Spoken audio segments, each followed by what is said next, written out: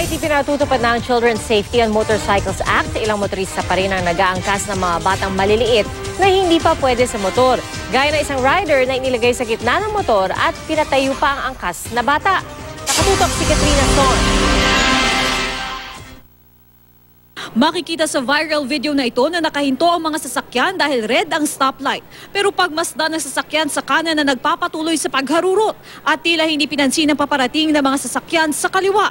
Maya-maya, isang motorsiklo ang nakasagi sa likurang bahagi ng sasakyan. Natumba ang motor. Pero imbes na tumigil, humarurot palayo ang sasakyang beating the red light. Beating the red light din ang magkaangkas sa motorsiklong ito sa Maynila. Ayon sa uploader ng video, muntik pa siyang mahagip ng motor. Sa Virac, Catanduanes, huling-huli naman sa kamera ang tricycle na overloading. May mga sakay na bata sa likod ang tricycle pati na sa bubungan. Peligrosong pag-angkas din sa bata ang nakunan sa Vintar, Ilocos Norte. Makikita sa video ang batang nakaupo sa harap ng driver habang nagmamaniobra ito. Ang babaeng backrider naman, hirap sa pagkapit sa dami ng kanyang bitbit. Wala ring helmet ang mga sakay.